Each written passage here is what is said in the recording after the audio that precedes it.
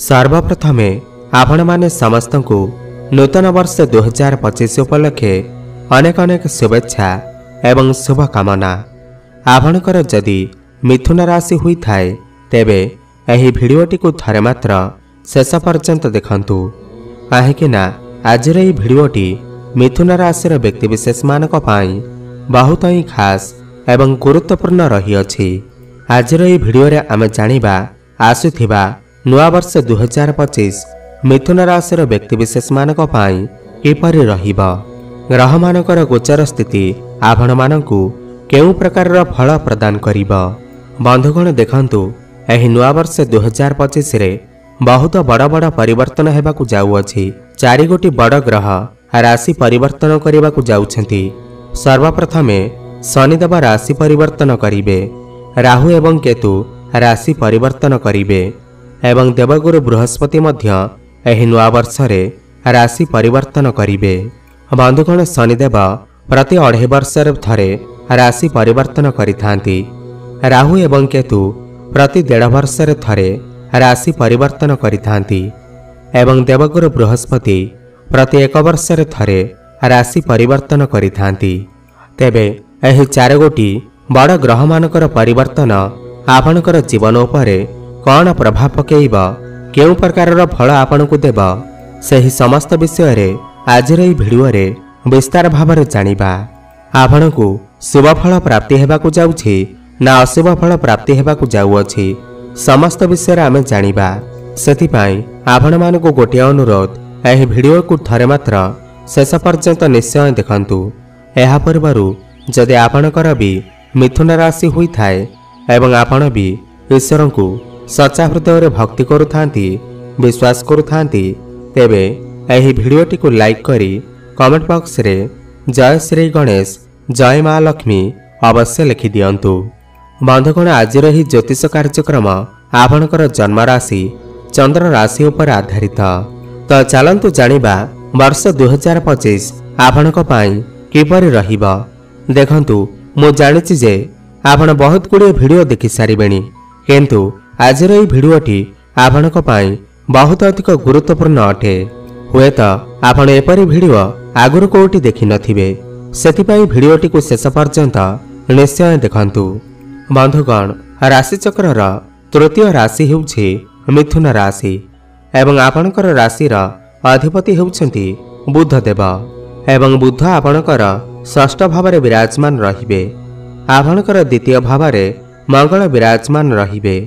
आपणकर चतुर्थ भावरे केतु विराजमान रहिबे। आपणकर सप्तम भावरे सूर्य विराजमान रहिबे। आपणकर नवम भावरे शनि एवं शुक्र विराजमान रहिबे। आपणकर दशम भावरे राहु विराजमान रहिबे। आपणकर द्वादश भावरे देवगुरु बृहस्पति विराजमान रहिबे। एहा जानुआरी 2025 रा ग्रह मानकर स्थिति अटे। एहा परे 30 मार्च को शनिदेव आपणकर भाग्य भावरु बाहरी आपणकर कर्म भाव बा क्यारियर भाव को चलन करिवे, माने मीन राशि को चलन करिवे। 15 मई को देवगुरु बृहस्पति आपणकर द्वादश भाव को छाड़ी आपणकर प्रथम भावर चलन करिवे, मिथुन राशि को चलन करिवे। 18 मई को राहु आपणकर मीन राशि को छाड़ी माने आपणकर क्यारियर भाव को छाड़ी आपणकर भाग्य भाव को चलन करिवे, नवम भाव को चलन करिवे एवं केतु सिंह राशि को चलन करिवे, माने आपणकर तृतीय भाव को चलन करिवे। तो सर्वप्रथमे कथा हेबा देवगुरु बृहस्पति विषय रे। बृहस्पति आपणकु केउ प्रकार फल प्रदान करिवे एही नूआ वर्ष 2025 रे। 15 मई को देवगुरु बृहस्पति आपणकर राशि को चलन करिवे। पूरा 12 वर्ष परे गुरु आपणकर प्रथम भाव को चलन करिवे। देखंतु 15 मई परर समय आपणक पाई अत्यंत शुभ रही अछि, किंतु 15 मई पूर्वरु देवगुरु बृहस्पति आपणकर द्वादश भावरे रहिबे। एहा आपणकर स्वास्थ्य को नै आपणकर वैवाहिक जीवन को नै टिके समस्या देखा देई पारे। आपणकर क्यारियर को नै समस्या देखा देई पारे। आपण माने निश्चय अनुभव करिथिबे जे एही पूर्व 1 वर्ष भितरे आपणकर किछि ना किछि खर्च होई जाइछि, सडन खर्च होइथिबा। आपणकर वैवाहिक जीवन रे समस्या देखा देइथिबा। आपणकर क्यारियर मध्य समस्या देखा देइथिबो काहेकि ना गुरु आपणकर द्वादश भाव अछंती। द्वादश भाव को कुंडली रे भल विचार करा जाई न थाए। आपण एही समय मध्यरे कोनोसी नुआ नुआ लोकंक सहित निश्चय मिसिथिबे, चिन्हा परिचित होइथिबे। एठारे गुरु बसी आपण को बहुत अधिक ट्रावेल करैथिबे। आपण विदेश यात्रा मध्य करिथिबे। तो 15 मई पूर्वरु आपणकर वैवाहिक जीवन रे तालमेल टिके कम देखा देई पारे। वैवाहिक जीवन रे समस्या देखा देई पारे। क्यारियर मध्य टिके समस्या देखा देई पारे। एथिप्रति आपण टिके ध्यान देबे। आपणकर सडन खर्च होई पारे, आर्थिक व्यय मध्य घटी पारे। तो एही भली परिस्थिति 15 मई पर्यंत रहिबो। किंतु 15 मई परे जेबे गुरुदेव आपणकर प्रथम भाव को चलन करिवे, लग्न भाव को चलन करिवे एवं पूरा वर्ष आपणकर प्रथम भाव रे ही रहिबे। गुरु आपणकर पंचम भाव, सप्तम भाव एवं नवम भाव को देखिबे। देखंतु पूरा 12 वर्ष परे आपणक पई एही भली शुभ समय आसी अछि कि गुरुदेव आपणकर राशि को आसीछंती। एहा आपणक पई अत्यंत शुभ अटे। गुरु आपणकर प्रथम भाव रे बसी आपणकर ज्ञान को बढ़ाइबे, आपणकर मैच्योरिटी लेवल को बढ़ाइबे। आपण सामाजिक कार्य रे लिप्त रहिबे। धर्म आड़ को आपणकर मन बळी पारे। आपण कोनोसी धार्मिक कार्य करि पारंती, कोनोसी धार्मिक स्थान को यात्रा करि पारंती।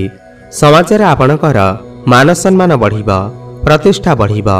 आपण आध्यात्मिकता आड़ को गति करिवे। तो गुरु आपणकर प्रथम भाव रे बसी आपणकर पंचम भाव को देखिबे।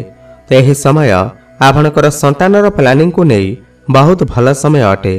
जो माने भी संतानर इच्छा रखिथिले तो सेमानकु संतान सुख निश्चिंत प्राप्ति हेबा। आपण लेखिकी रखंतु। फैमिली प्लानिंग पाई 15 मई परर समय आपणक पाई अत्यंत शुभ अटे। आपणकर प्रेम जीवन पाई मध्य उत्तम समय आसुअछि।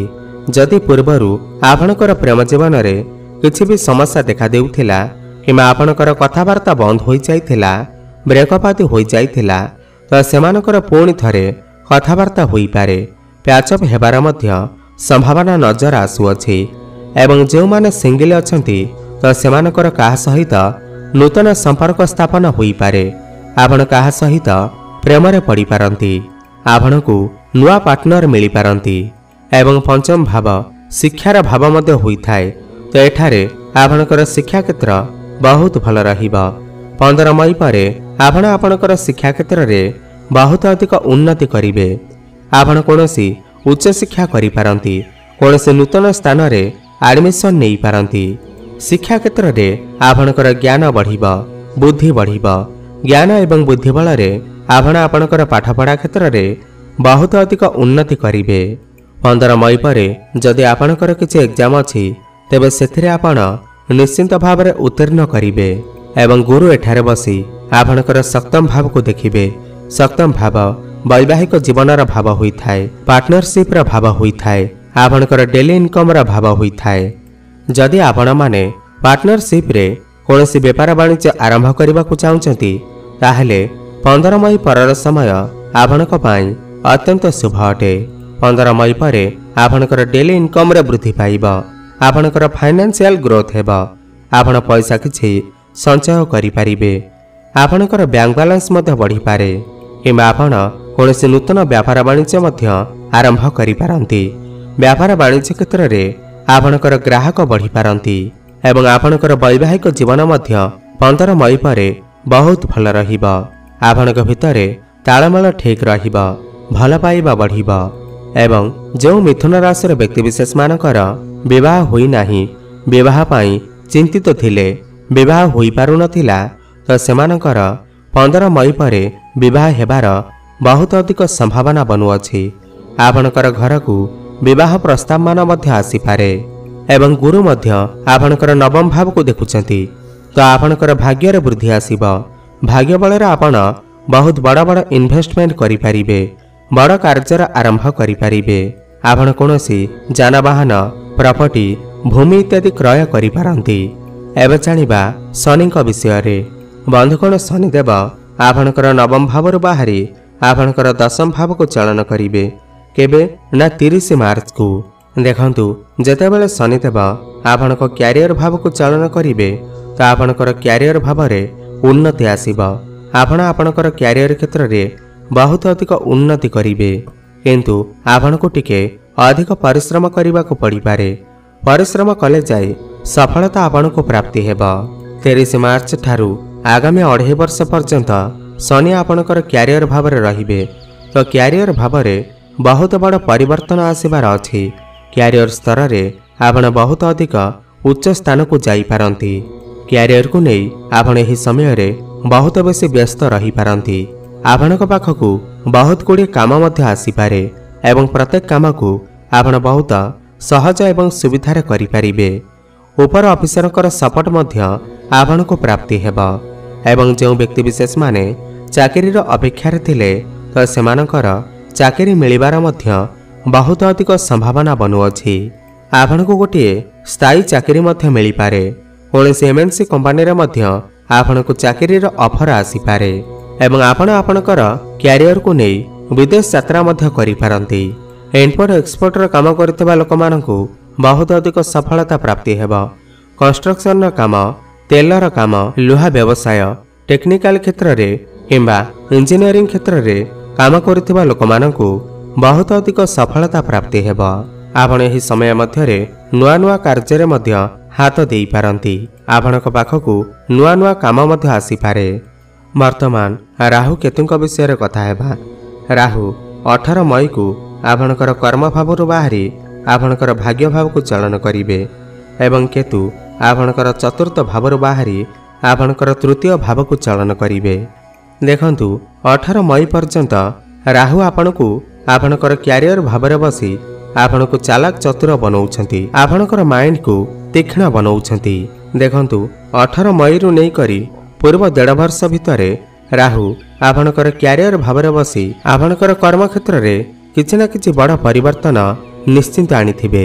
आपणक पाखकू नुआ नुआ काम आसी थाई पारे। आपणकर नुआ नुआ लोकंक सहित भेट होई थाई पारे। आपणकर क्यारियर क्षेत्र रे आकस्मिक लाभ भली परिस्थिति मध्य आपण देखिथिबे। आपण समस्त कार्य को बहुत चालाक एवं चतुर भाव में करि पारुथिबे।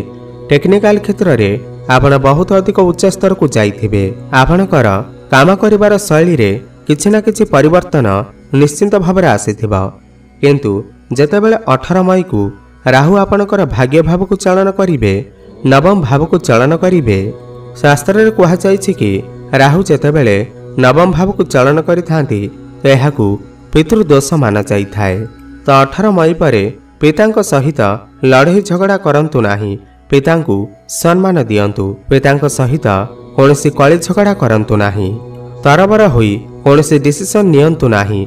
राहु नवम भाव को आसिले आपणकर पितांक सहित कौनसी कली झगड़ा उत्पन्न करेई थांती। वैचारिक मतभेद देखा देई पारे। देखंतु भाग्यस्थान को राहु आसीबा एहाकू एते भल विचार करा जाई न थाए। एही समय रे भाग्य आपणकर पूर्ण मात्रा रे साथ देई न पारे। जो काम आपणकर 2 दिन रे हेबा कथा ताहा 10 दिन लागि पारे।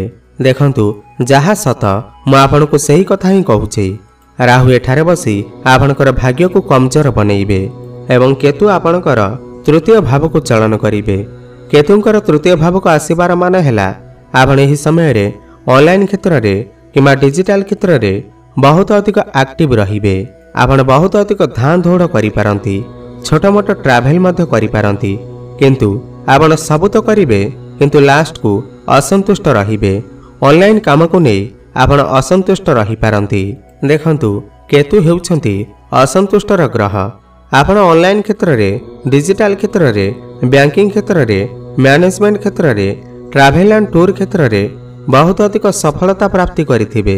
किंतु आपणक मन रे टिके असंतुष्टि देखा देब। एही समय रे छोट भाई भौणी सहित आपणकर संपर्क भल रही न पारे। एथिप्रति आपण टिके ध्यान देबे। तेबे बंधुगण यह तो थिला वर्ष 2025 मिथुन राशि व्यक्तिविशेष मानक पाई किपरि कटिबा। एबे जानिबा किछि उपाय विषय रे जाहाको करिबा द्वारा जहाँ भी किछि अशुभ रहुअछि ताहा दूर होई पारिबा। सबुठ प्रथमे बुधंकर बीजमंत्र जप अवश्य करंतु। ओम ब्रांग ब्रिंग ब्रंग सह बुधाय नमः 108 थर प्रत्येक दिन जप करंतु। शुभफल प्राप्ति हेब। एवं राहु आपणकर भाग्यस्थान को आसिछंती तो राहुंक पाई प्रत्येक दिन पक्षीमानकु किछि खाइबाकु दियंतु। यह आपणक पाई बहुत भल रहिब। यह सहित विष्णु सहस्र नामर पाठ करंतु। शुभफल प्राप्ति हेब। धन्यवाद।